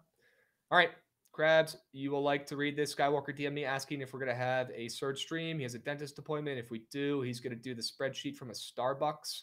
I strive to be as goated as Skywalker. Can we clap for my goat? Skywalker, you're fucking him, buddy. I'll tell you right now, I really do not want to do Trent stream today for him. I don't. He could fire up a laptop in his hotel room right now, but instead he's probably still asleep. He could do it. He could do it. I'm done doing it for him. He could do it if he wants. Okay? I've done it on vacation. I've done it in hotel rooms. I've done it visiting family. BTL, like I've done. You could do it. He could do it. We got a hype train moving to Groovin because Sade Whiteman is him. Let's fucking go, Sade. Atta babe. Sade, you're goated. JC Mercer, you're goated. Pega, you're goated. Sade came in for round 2. Be Young, you're goated. Tariff's going crazy. You know you're him. And you're also rich. Congratulations. Congratulations. You're him, Tariffs. W's. All right. Let's move. Let's groove. Honey mustard chicken wrap from Subway's on point, by the way. Thank you, Tej. Thank you, Tej. Honestly, sounds pretty good. People still eat Subway? Is that a thing? I think they do for convenience reasons, I'd hope. Oh, my God. DJ Fitz is back in the building. Let's go, Fitz. That'll get me up. Let's go, Fitz. Let's go, Fitz. Atta babe. Fitz is back. Him. Fitz, I need the whole card, brother. I need the whole fucking shebang. Man. Drop it in the chat. Take your time. If it's 10 plays, it's 10 plays. If you got to break it up in 2 chats, you break it up in 2 chats. It's too many characters. I don't know if that's a thing or not, but I'm sure DJ Fitz will find out. Want the whole goddamn platter, brother. The whole shebang. Okay? The whole platter. All right, let's move. Let's groove. W Royals play. And yeah, I don't know why people are eating Subway when there's just so many other better options out there, but I digress. Maybe it's for convenience. Yeah. Just feels like it's ever since like, oh my God, Sade dropping 5ers right after and matching. 5 on it? 5 on Sade's it for got Sade. 5 on it? Go. Wow. Sade's got 5 on it, folks. How about a 5-unit sub whale coming in from Sade Whiteman? You are him. A hype train is aloof. Level 3. We're on to level 4. Sure. Okay. Come on, chat. How bad you guys want it on a BTL Friday? Dog days of summer. We're going 9-1 yesterday. We're back for more. We're not done. Wow, Tej is doubling down. He says, Jovan, I will not tolerate the Subway slander. Look, man. I haven't had it in a while. I haven't had it in a while for a reason, dude. I feel like ever since made a lot of changes. Yeah. I used to get it as a kid, like all the time, like when we were in the middle of like travel ball days. Sure. I would go there and get sandwich all the time. So it was always like right there. But I feel like ever since then, it's just been like you're eating shaved dolphin meat. It's just like, what people remember they got caught. They got caught with the tuna, fake tuna. Yeah. People forget they got called out. They got caught. Yeah, I mean, look, I like the one like Parmesan cheese or whatever, the cheese roll they have for the bread. It's pretty good. I'll give them that. The meatball sub is okay. Solid. The buffalo chicken is okay. It's solid. They've got a couple options. I could make do going there for lunch if I had to, but I think the issue is now it's not really a them problem. It's the other competitors are so far, they're so much further ahead, right? Yeah. J Mike's. You're telling me you got a J Mike's and a Subway next to each other and you're going to fucking Subway, respectfully? Come on. Yeah. Come on. You throw Firehouse into the ring. Which honestly, maybe this is me being a contrarian. I'm taking Firehouse over the whole group of them. I'm a Firehouse guy. It's where you might lose me. It's where you might lose it me. is. I think Firehouse, maybe hot take. I think that's the most overrated sandwich spot of all time. Wow. Damn, dude, you go in, they got 20 hot sauces, all ranked by how hot they are. Maybe that's why they got me. Their hot subs are great. Their hot subs are great. And what is it at Firehouse? The sweet and spicy meatball sub. Ooh, might be number one. Sharif. Ryan McMahon to the Yankees. Huh. So Eugenio's red? Yeah, he might be a red. That's what I'm gathering. Should I pick up Ryan McMahon, or is that a bad idea? Nah, he's going to be Nuck now that he's with the Yanks. I mean, now he has real hitting coaches now. So short lights porch. Too bright, probably. Lights might be so bright. You go from Colorado, no pressure Colorado. Everybody out there is just smacked. They don't even know what's going on in the games. To New York. I mean, we've never seen him in an environment with lights bright. So maybe he shows up. You never know. Maybe we got to check his stats in Yankee Stadium. Might need to do that. I just wonder. We got Substation 2 shout-outs, by the way, in the chat. Sharif, are you a Hokie? Be honest. Are you a Hokie or what? Wait, Sharif. It was like the only sub shop in town. And then they took it out. Wow, another 10 subbies. Holy shit. They took out Substation, and they brought it back last year, and people are losing their minds in Blacksburg. So good for them. Sade coming in with another 10-unit sub whale. Jovan, are you kidding me? Sure we can. Let's go, Sade. Let's go, Sade. Sade wants it. He wants it so bad, man. He wants it bad. Hype train level 6. Sure. Hell yeah, Sade. You're him. Appreciate you, Beast. All right. God, I can't believe you're not a Firehouse guy. Maybe you're not getting the right things. No. Maybe I'm not. I got a lot of friends that like it, and we've gone a couple times. It's not my vibe, but maybe I'm not against it. It's just I haven't had anything that really wows me, man. Okay. All right. You're taking J Mike's. Yeah, for sure. J Mike's Potbelly. Gladly will take him over Subway and Firehouse. Okay. And you're taking the Braves? And I'm taking the Braves on the road in the worst stadium in the history of baseball. That's not the Trop. The Texas Rangers Globe Life Field. It's really bad. One thing that I'll always remember, because he said this when he was a Ray, Nathan Eovaldi, he got his start skipped because he had like back tightness. And he brought this up because he had a whole season that was plagued with this with the Rays, where he got injured for a little bit, came back, and then got injured, missed a start, came back. He was like, anytime I'm off my routine as a pitcher, my breaking stuff takes so long to settle in. And the thing that's been so great about him this year, why he's been absolutely fantastic, his breaking stuff is elite. His splitter's always been one of the better ones in the game, not named Kevin Gausman splitter. Shout out Goots. But this year, like the numbers on his splitter and his curve, it's been pristine since he's come back, which is why he's been fantastic. So I wonder how it's going to come out today after having a start skipped, knowing that's a known Nathan Eovaldi thing. But regardless of that, I do think that the Braves kind of match up well against him, because what the Braves have been doing against a lot of these like fastball pitcher or off-speed pitchers is they've been sitting on the fastball, which is for them like it's been hit or miss. So like a lot of times they've had good offensive performances, like just running into these fastballs. Other times they haven't been as successful, but they've been hitting the ball hard off these pitchers. So I have a feeling that's going to be what their whole strategy is today. Now, how much is it really going to matter all that much? I do think they're going to hit up Eovaldi a little bit. I don't think he'll be on a leash. That doesn't mean they're going to score 10 runs, because we know what happens in that ballpark. But on the other side, they got Joey Wentz, who's pitching today, who I'm kind of bought in on in a short sample size, Krabs, which is crazy to say. Maybe I'm buying a little high after he's had like 2 good performances with the Braves, but the Braves did what every team seems to be doing, what every pitching development like team starts to be doing. They're saying it's the cheat code for pitchers now. Start throwing a cutter if your fastball is getting hit hard, and it's not getting hit hard anymore, because his fastball just sat in the middle of the zone. He was not missing barrels whatsoever. So you throw a cutter, all of a sudden you're hitting the edges, and the hard contact's going way down. So Joey Wentz has been really good, especially if you look at the advanced numbers. in his like short stint with the Braves. Obviously, it's a short stint. It's been a couple appearances, like 7 innings. It's like it's not known to be like a long-term thing. But right now, I want to buy in, especially because he's facing a Rangers team that's been god awful against lefties, and that hasn't changed over the course of their little hot streak here. Obviously, it's been mostly pitching that's been getting him there, but they still rank 24th in the league against lefties in the last month. So nothing's changed on that. They're striking out a bunch too. The soft contact rate is through the roof. So it's kind of perfect for what Joey wants to do. So I do think this is going to be a good start for him. I think they're going to hit up Eovaldi a little bit. And thankfully, like I'm hoping that you get into a couple of the longer relief guys if they hit up Eovaldi for the Rangers, because their bullpen's been good. But I don't know if you're going to get the A guys tonight if everything goes as I kind of hope it'll go. So I do think this is the spot. And line's creeping towards the Braves a little bit too, which is a little odd. We'll see if it matters, but I do like the Braves on the road. I like this play. I like it a little bit more than the Red Sox. Not saying I hate the Sox play, but I like the Braves.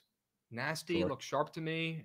No reason why Wentz should be catching any sort of steam. I know he's been really solid this season, but he's facing Eovaldi, man. And I'm not a big Eovaldi fader. It just doesn't really do me very well. I'm not either. But I feel like every time he comes off of an injury or a skip start, I'm always fading him though. It's not even because of like what I said, but it always just ends up being that way. But now I'm kind of stuck to the bit. Okay. I'm in. I like the Braves. Real quick, I know this is not exactly his stats in Yankee Stadium, but in his last 10 games against the Yankees, so any games involving the Yankees, McMahon is hitting a $135. Terrible. Really bad. Assuming half those games, at least, are in Yankee Stadium, maybe more. Shit. Terrible. Smells like Joey Gallo to me. I'll say it. I just wonder how many like power hitters that come from cores that don't hit for great average like ever do well. It's like I'm trying to think of a couple off the top of my head, like when they get sent to another team. I can't remember very many. Yeah, I don't know. He's a good defender, though. That's a good point, Billy. Yeah, and they could use some help on that side of the ball, that's for sure. And he does have some pop. But again, they already got guys that got pop. Put him at shortstop, dude. Take Volpe out. No shot they're going to put him in short. No, of course not. But it's just like, you really want to help your defense? Get another shortstop because Volpe is horrendous. Yeah, he's not good. I'm done with people acting like he's good. He's not. He does play second, though, or he used to play second. I don't know if they'd consider that, but they're making this trade baseman to bring him in and he's their everyday third baseman. That's what I know. I'm just saying if they can play around with the configuration a little bit on a game-to-game basis if they really felt the need.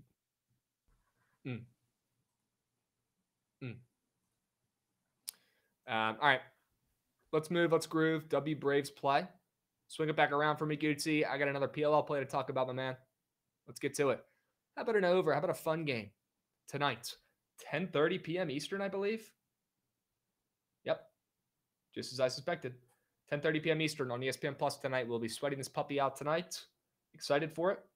You got the Whips coming off of that big-time comeback win where it all started to click later on in that game. And pretty crazy, Jovan. God, I'm blanking on his name now. Rob Pennell, one of the greatest players in PLL history. He's a healthy scratch in this game tonight for the Whip Snakes, probably because he hasn't done anything this entire season, bless his heart. He's been dealing with injuries. He's getting a little older, and he really just has not done shit. So as soon as they honestly parked his ass on the bench last game, he started to heat up and get going here. And I would not be surprised if you see their offense benefit greatly from right now, as crazy as it is to say, Rob Pennell not playing. You can activate Levi Anderson. You can get Matt Rambo out there, who's looked a little bit better since he's gotten benched as well. And you could potentially play both those guys. So some younger legs, some fresher legs out there. I think it makes a difference. I think they score once again. And Brendan Krabs has not been as elite in net as he's been in recent years. I still believe in the guy. He's still their goalie, but he's just not the same guy in net right now. And I think going against this Atlas team that just scores at will, the best offense I've seen in PLL history, he might have his hands full a little bit here. And I think the Whip Snakes can score as well. Atlas are always going to put up goals. That's what they fucking do. They also like giving up goals. Their defense is not great. So, sure, Liam Entum in the Great Wall is him, but I'm expecting a very motivated Whip Snakes team with some pretty good vibes after that comeback win where they were down like 5 to the Water Dogs last week in a rivalry game, and they came back and ended up winning with a great fourth quarter. They carry some of that momentum. TJ Malone, the best player on the field in this game right now. People would all say it's Jeff Teague. People would all say it's Schellenberger. I think it's TJ Malone. And he was back again last week. He had 5 points again last week. He's the guy. And he did it last week with his diamond and his passing. He had 3 assists late in the fourth quarter to help this team win. They carry that momentum into this game tonight. I honestly think they do win. I like him at plus chicken tonight, but I'm done fading the Atlas, man. Every time I do it, it's like the rare loser I had this season. I will take the over in this game. I'm expecting goals in this game. Kind of square. I don't care. We're getting goals from the Whips. They got new life. And we already know the Atlas are scoring. Yeah. I'm in on that. Goals. Need some goals. Goals. Wow, This the is Krabs get the late benched, game, you Ron. said? Yeah, that is the night game. Love some Ron, late did night Krabs goals, get man. benched? Oh. That's GG brutal, Krabs. dudes. Who's in net tonight for the Whips? That certainly is not going to go well against this Atlas team. Are you kidding me? Yeah, We it's got not better Cranny news. coming in. Emmett Carroll playing his 3rd game in a row. Damn. Krabs, what are your favorite PLL player props for today? Rowdy, we'll get to that in a minute. I see you dropping that 10 times in the chat. I see it, my man. Cranny bets coming in hot, resubbing. Twins versus Nats in attendance. Who we got, Krabs? Wow. Hashtag Natitude. Hashtag Natitude. Natitude. W Cranny bets. It's going to be the Nats. Has to be.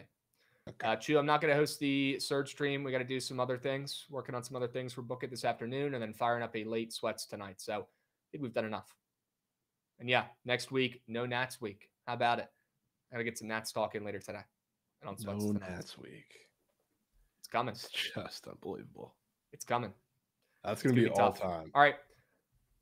Goals over 25.5. 11 points, 11 goals in this late night ESPN Plus game in the PLL, 10:30 p.m. Eastern on ESPN Plus. Okay. Jovan, Late night goals. one more straight bet for you.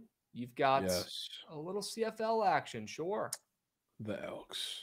The no-nuck Elks. This is another, plug your nose type play. This one's a little less gross because the backup that's coming in for the Elks is, I guess, the better quarterback at the end of the day. I don't know if you remember, but we took their overs a couple times earlier, and Trey Ford was the starter. He's like maybe the Will Levis comp would kind of work. He's the guy that they, for whatever reason, seem to be holding on to. He could be fun it a couple times, but so unbelievably inconsistent to the point where it was painful. And now Fajardo's coming in, who used to be the quarterback for this other team, Saskatchewan, for a couple years. So he's going back there, chip on shoulder. He was saying he fully expects some boos to come in this game, but the Elks have been elk shit for the entire year. Yep. They're 1-4. Saskatchewan's been good, and they have, I guess, the most consistent quarterback in the league, and Trevor Harris has just been unbelievable. So, on paper, you should dice up this defense, but I don't think that's going to be the case today, at least to the point of some of the worst games the Elks have had, because they give up 30 points a game. Their defense is god awful. But now if you have Fajardo, that also Trey Ford has put the defense, and I've been watching it, they put him in such tough spots. Not only does he throw really bad picks, but the drives they put together, they're just rough, and he has no IQ. So the defense is always on the field, which doesn't help how good they are. Fajardo's, at least, that's the guy that should have been there in the first point. They signed him over the offseason, and now you got him in a pretty important role against this old team. I think they're going to keep this one close. Will the defense be lights out against Trevor Harris? No. He pointed it out. He has a ridiculous yards line, but as he should. This defense is I don't even know who to comp to in the NFL, but one of the worst, I guess, because they're just terrible. But again, I think a lot of that had to do with how poor the offense was at times. I bet, Coots. I bet. But it was bad. It was the same level. But I think they're going to keep us close tonight. Shop around, I guess, because this line's bouncing back and forth. I got 9.5, and I still see that on all the offshores, but some 8.5s are popping up. I think Blue Book was even hanging at 7.5 at a point, but probably can at least get 8.5s at this point. So we'll see what it is, but I think they're keeping it within a touchdown regardless. Okay. I'm seeing some steam. Yeah, People are there's some bitching about the steam, line here. which is odd. Okay. Just like last night, I saw that line down to 5.5 from 7.5. Yeah, that one was crazy movement. And I think the line moving is because I think over the last 24 hours, they officially announced that Fajardo starting instead of Trey Ford. So I guess the few CFL sharps that are out there are probably hitting the line a little bit. if I had to guess, but I'm still on my book. I'm still seeing 9.5. So if you have some offshores, get involved. But still, I think it's within a touchdown regardless. Okay. Should be another close game tonight. I'm excited. You say the words up there in Canada, across the border, and I'm there. But dual boots on ground too could absolutely be the difference. Wow. Let's go, Madul. Sure he can. How is the atmosphere at those games? It looks pretty lit. Are people boozing? Are people having a good time at those games? Is there like good food and stuff? I'd love a breakdown of how the CFL games are. Maybe it depends stadium to stadium. Line movement and CFL don't mean nothing. It meant something last night, Madul. But we'll see. You know more than me. Yeah. Right? Well, that always also, like, they were favorites at a point too. The Alouettes were.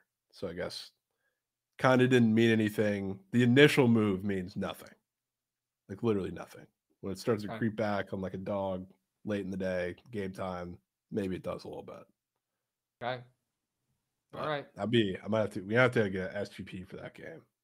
It's probably gonna be points. All right.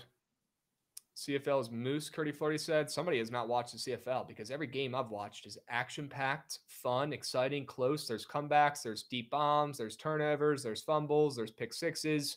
That's just a bad take from Curdy Flirty. The CFL is lit. I'm bought in. I got excited last night watching that game. Keeps you on your toes. Every game has been great. 3 downs too. All right. Madul said he sent some stadium picks before. I think I remember that, Madul. Pretty cool. Pretty cool. Big Cheesy's going to be Goots on ground for the Giants today. Wow. Okay. Wow. The Mets Giants. I kind of like the Giants tonight. I'll be honest. I kind of like Logan Webb and the Giants to hand the Mets their first loss in like 5 games. Logan fucking. So like that under. A little under and San Logan. All reliable. Logan back in his fortress. Yep. Don't fade him there. Be a stupid move. Don't do it. Can't do it. Especially he's coming off of getting moosed on the road. Yeah, could be a good spot to bounce back at home. Yeah, Madul. Tej said, you guys see the Speedway Classic field track? No. Yes. Yeah, the field. Apparently they're putting it on with the show, though, huh? Yeah. That'll be dope. I need to check it out. Yep. Need that. Okay. All right. Let's get to the prize pick squares here, Goots. A little overtime today. A little OT action going on here. Nasty square on the board. Miles Mikolas. Good luck fading that. It's not going to hit if you do. I'll take the less than 2.5 earned runs allowed. It's one of the weirdest squares I've seen all week. -130 to the under on the books. Make that make sense. The guy's averaging 5.5 runs per game. He stinks. Well, got really close to taking the Cardinals on the ML today. I do like him. Honorable mention play. The fact that they're +110 against Nick Pivetta and the Padres, who are 7 games over 500. The Cardinals barely hanging on for dear life right now, just hoping people don't start getting fired and losing their jobs. You're telling me the Cardinals with Miles Mikolas and that 5.2 ERA, Miles Mikolas looks like Patrick Corbin from last season. He is terrible. But Jovan, I've had some pretty good luck when they put up some weird squares for Miles Mikolas, backing him to do well. And tonight is another perfect example. So I'm all in on Miles Mikolas. My favorite square of the day today is less than 2.5 earned runs allowed. It's a good play based on the odds of the books. It's a good play based on fading nasty charts, and it's a good play based on the odds on the books. If you look at the +110 number next to the Cardinals, they should be +150. But luckily, if you know ball, you know that Nick Pivetta is human and fadeable on the roads. At home, you don't want to get cute and fade that guy. He's him. But on the roads, you fade Pivetta, you can make some coins. And that's exactly what I'm doing today. I might even have to add the Cardinals on the ML to my cards. But I'll certainly be taking Miles Mikolas less than 2.5 earned runs allowed. Yep, need that. Okay. Not on board. What's the pivot? Are you fucking kidding me? No way it's off board.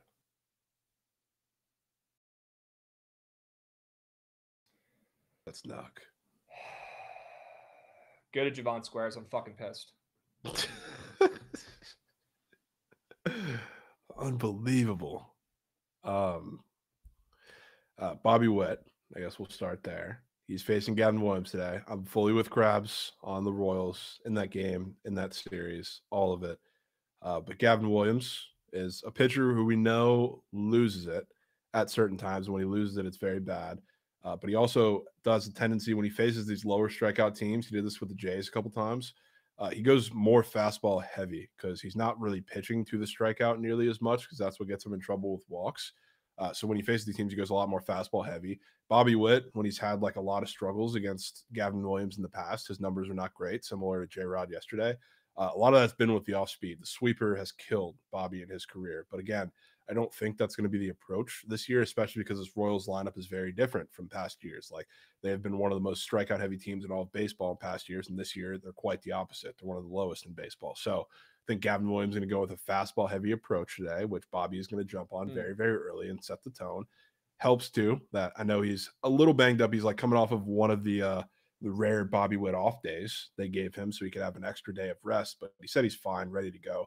He's had 2 days off at this point, so I have a feeling he's ready to jump on one the second he can. Gavin also has a little bit of trouble holding guys on sometimes, so if Bobby gets active like J-Rod yesterday on the bases, would be great. But I think it all has to start with Bobby today. I'm not as big of a Salvi fan tonight, but I think Bobby can be the guy. And then Evaldi's giving up 5 hits against the Braves tonight, which it's not an incredibly weird looking square, but I love the matchup. But again, similar thing. Like I think the Braves are going to be fastball hunting on him early, and it seems to be again every time he comes back from a little injury, and no matter how big, how small, he's struggled, and I think he's going to have to lean on the fastball a little bit tonight. It's probably not what you want to do against the Braves because if you're able to, I guess, fine tune your off speed, which again is usually a struggle for him coming off these injuries, and I think it'll just be a struggle for him. Period tonight, regardless of the like little back situation. That's when you dice the Braves. I don't think he's going to be able to do that tonight. Okay. Love the Bobby square. I can get down with the Evaldi square. Sure. All right. I'm going to make a pivot here.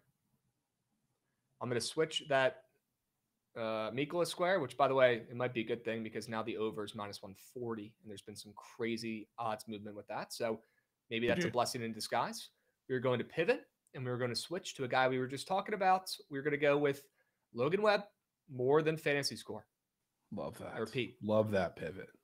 Logan Webb, more than fantasy score. Bounce back start against the Mets. Love that. That just feels like a Krabs Trout play. The number is 34.5, and I put in the doc in the sheet. Okay. W Goots, W Daniel, W Pivots, W Logan Webb.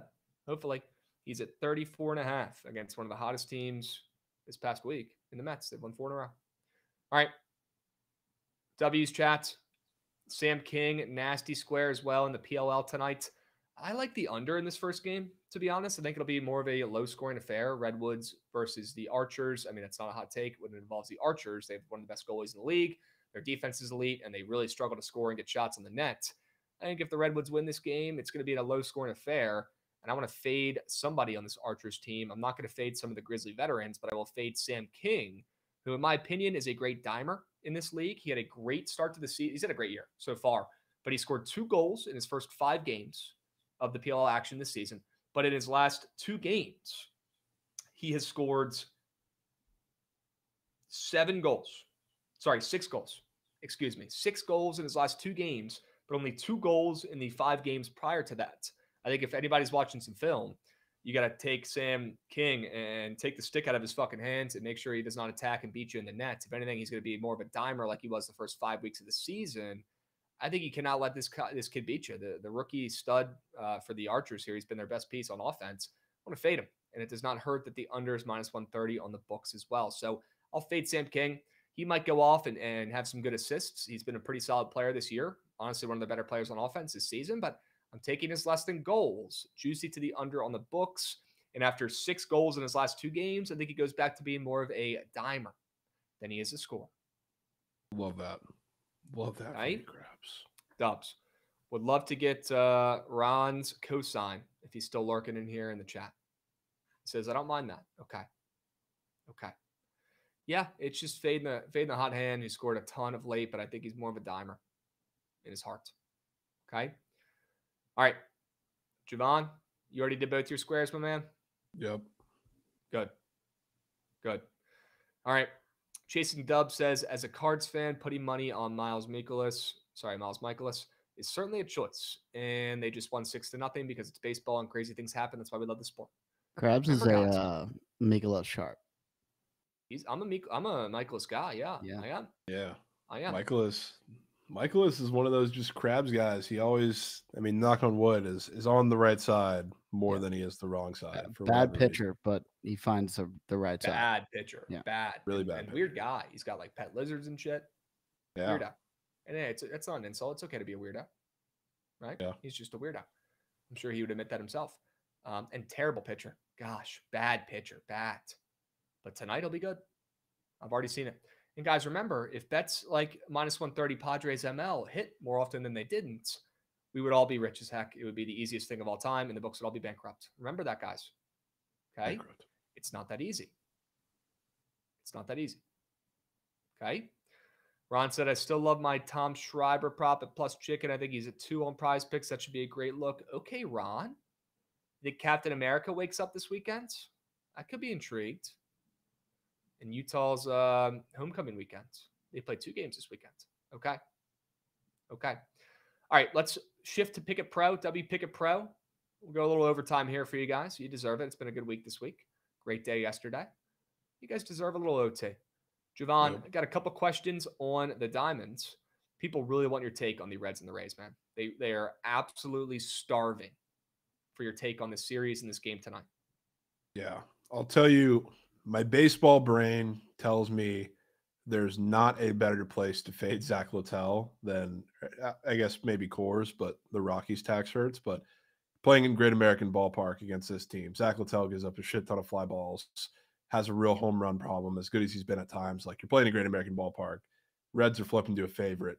Everything in my head, and even in like my pure just look at the game, look at the line read, tells me, I mean, the Reds should be absolutely free. Something in my gut does tell me that, like, every time it's an obvious spot to fade Littell, that's when he comes out and plays his best ball. And all of the Rays like Prize Picks lines are pretty egregiously high. I know it's a little Great American tax, but everybody except Yandy has incredible squares on the board, like that I've never seen, even in like Steinbrenner, because that's a batter's park at this point. But I don't know. Gun to my head, absolutely going Reds in this game. And I would be lying if I said it didn't make me feel good wanting to press that button. All right, you heard it here first, folks. Jovan's Rays and Reds report is 2 teams. Based on 2 guys. Yep. All right. Pip said this over might be Ma. Chipper said thoughts. Sorry, what were you going to say? No, I just said it might be. Okay. Chipper said thoughts on the Twins game. Do you have any thoughts on the Twins and Nats game, Jovan? I like the Nats on the ML. I think Mackenzie Gore goes out there and shoves. Somebody in chat was asking me about his pitching outs. I would never take Mackenzie Gore more than pitching outs because a lot of the times he just is not very conservative with his pitches and he fills up the counts and walks some guys. He's never really a good candidate for his more than pitching outs. I think you take anything else for him, though. You can take his fantasy score. What I would take for him, what I always recommend, and I never recommend this for anybody, just take his strikeouts. Mackenzie Gore is a fucking wagon when it comes to taking his more than strikeouts. And he's cooled off of late. I think you take his strikeouts. Take his more than 6 strikeouts. At worst, that shit pushes. Coming off a dog shit start. Terrible start. Just Really take his start. strikeouts. Take his Ks. That's the way to back Mackenzie Gore. Okay? Jovan, thoughts on Nats and Twins? I would be lying if I said I didn't look at that game and say, how the fuck is Zebby Matthews -170? I mean, the Nats are the worst team in baseball. That's why. Easy. They're bad. Easy. But Zebby Matthews has not been great. He just gave up 5 to the Rockies in his last start a week ago. So I was shocked to see that line. I'm not going to lie to you. I think it feels pretty telling. I disagree, but yep. I think what's weirder is the fact that the under's getting steamed in this game. Yeah, I can get with that. That's weird as fuck. Mackenzie's been dog shit of late. Zeb Matthews sucks, like you were saying. I think that's weirder. I mean, the Nats should not be close to a favorite against any team at this point. They are terrible. This was on the road. But Zebby Matthews was -180 against Senzatella in his last start in course. So that's what made me look at this and like, obviously at home, but Why are you getting just about the same line against Gore? I don't think Zebby Matthews sucks. Wow. There's upside. There's upside for sure. Plenty He of doesn't have it upside. right now. Goots is a Zebby Matthews guy. Now, Goots, let me ask you this. Is he on your fantasy team? He's not. No. I Wow. wish, but he's not. Rare. Okay. Yeah. So he might be onto something there, Jovan. Shit. All There's right. guys I like outside of my team that I love to have. Can't have them all. If I could, Yeah, one or two. I'd do it. This is the first time I'm hearing about it. Yeah. What about Goots? All right. I guess you can make an argument for the Twins being minus 165 being weird against Mackenzie Gore and the Nats, but I mean, Mackenzie Gore's ERA is almost up to a 4 at this point. He's been terrible, and the Nats have been terrible. They're dead. Yeah. They're dead. Twins are still playing for something. Nats are dead. I don't think it's that weird. Fair enough. If it gets up to plus 150, then we can talk. Yeah. Then we can talk. All right.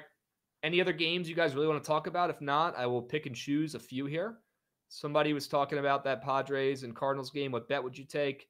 I take the Cardinals or the under in that game. That's what I would take. Excuse me.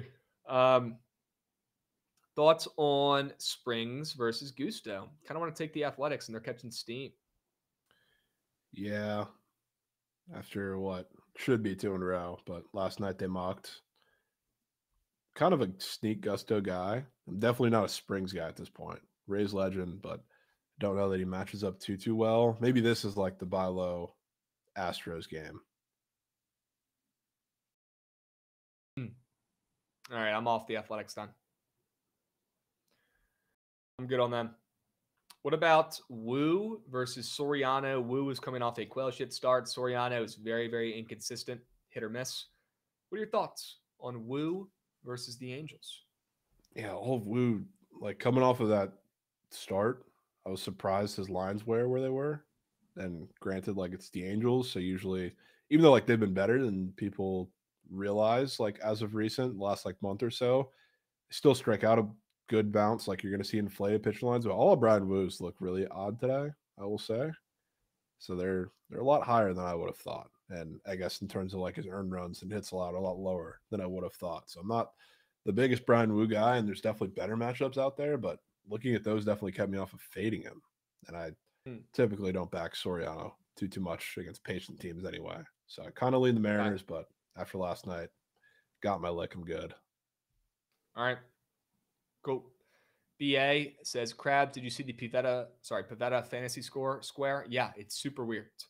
Now, he is a little bit worse on the roads, so it makes him make a hair sense. But, yeah, it's still very weird, and it's extremely green. Certainly down to get involved and fade Pivetta's fantasy score. So probably the play in that game is just sacking up and taking Michaelis and the cards on the ML like a grown-up. Okay? Add Pivetta less than fantasy score to my card. Little side piece. Yeah. Okay? Dubs. All right. Let's move. Let's groove. Jovan, any thoughts on the PLL? Any thoughts on any other leagues or games before we get to these squad rides? No, I got nothing. Okay. All right. I gifted 5 subs instead of tailing the PLL plays. Just can't do it. I'll jinx it. You guys are the best. Wish you the best of luck. W. Big Cheesy, you're him. I appreciate you, my man. Do not stress. If you don't want to take it, don't take it. Okay. Don't let it ruin your night. Okay. Yeah, let me make sure we're caught up on some subbies here. I think we missed a couple. We had a Han lurking in here. He said, I'm so drugged from surgery. Ain't no way I see the Red Sox logo on my screen. You're goddamn right you do it, Han. Heal up, my man. Hope you're still in here. Hope you're doing okay. Big Cheesy, you did give out 5 subbies. You're goated. I appreciate you. Sade Whiteman, you gave out a ton of subbies. DJ Fitz again, great to see you. A bunch of bits as well from DJ Fitz. And B. Clem. Coming in hot. Let's find a winner before the weekend, boys. Yes, sir, B. Clem. It's about that time. Gootsy, if you don't mind, my man, run that shit. I'm trying to see that train.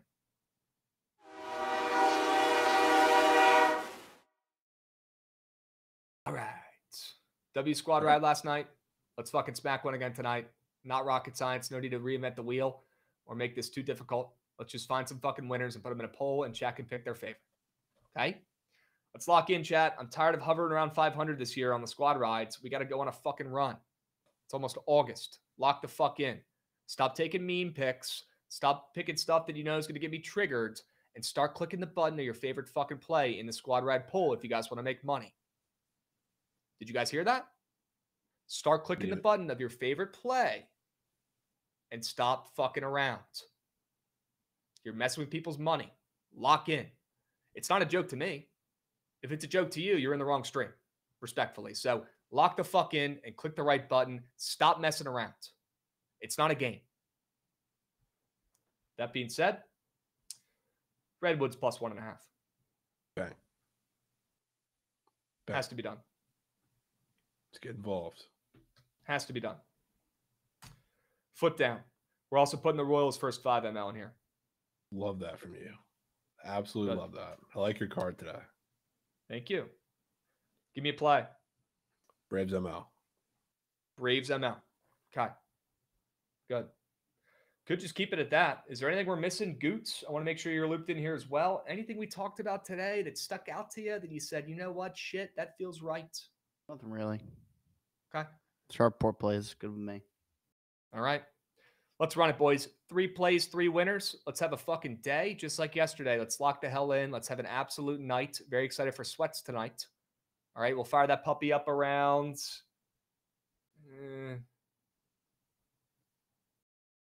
I don't know, 7:30 p.m. Eastern probably tonight.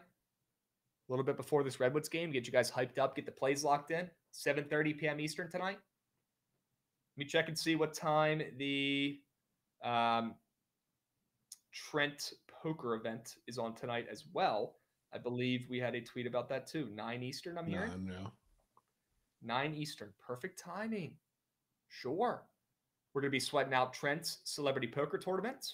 We're going to be sweating out the PLL games tonight. So if you're into that type of thing, if you're trying to chill on a Friday night, tell your friends, tell your buddies, go pick up a 6-pack beforehand and get that phone ready. You might need to order some food late night because we're about to have a night.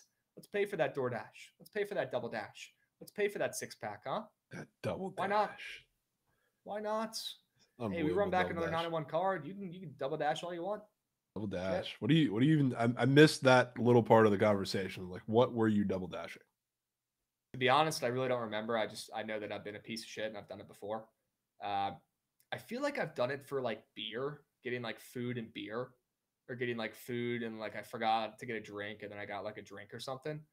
But I don't know. Maybe I've gotten weird and gotten like Chipotle chips and guac and queso or something, and maybe gotten food somewhere else. I don't know. I might be making that part up. But I've certainly done the drinks Double Dash. Yeah, getting some beer, especially you got people over, I can get with that. Getting Chipotle maybe chips you're having and an event, guac or something, and something else is wild. That is kind of weird. Yep, really wild. But hey, I'm an open book. I'm an honest man. I got no shame. Fair. You guys know it. Yeah, I mean, pizza and wings could be if you're having an event, some sort of party. I mean, it's not football season yet, but we're getting close. Yeah, right. Long John Silver's. That would make sense. Wow, Royals first 5. You guys are digging the trophies today, and again, Love that. Only 40 votes. It makes no sense. It makes no sense. But it is what it is, and I can only bitch so much. Royals first 5 on the money line. Love the play. I can tell Jovan likes to play as well. W's there. Double dashing Long John Silver's. Okay, like lightning. Might be time to take a lap. Time to take a lap after that one, my man. It should be illegal to double dash anything involving Long John Silver's. I don't know. Let's get some Long John Silver's, man. Nothing like some cold, hour-late delivery coming in because the guy had to pick up something else on the way. Seafood. Hey, if we get an Elks outright win tonight, we'll do Long John Silver's live when you get here on Monday. You'll do it. You'll be there. I'll do it. I'll bite the bait, literally. Okay. Unbelievable. Spencer Bisk coming in with a resub at the buzzer here. Spencer Bisk. Go, Appreciate Spencer. you, Beast. Thoughts on the Yankees trade? Real Cole Brian, not gonna lie, kind of gives me Joey Gallo vibes, but pretty good defender, solid piece, better than what they had before. I just don't know if it's gonna move needle. And when it comes playoff time, shit, if they even make it at this point, when it comes playoff time, do you want Ryan McMahon up at the dish with a guy on second, 2 outs, and you need a run to tie up the game? I know the answer to that question. I do. It's no. You don't. The guy's got terrible stats against the Yankees in his career. Maybe that's just a him thing. I don't know, but sketches me out a little bit. I don't know when the lights are bright if McMahon is going to move the needle. Only one way to find out. Yeah. No surge, Heavy. No surge. I'm seeing Yankees now plus 500 to miss the playoffs. Wow, they were plus 700 only a couple days ago. Okay. All right, squad rides. We're locking in the Royals, a.k.a. the trophies. First 5 on the ML.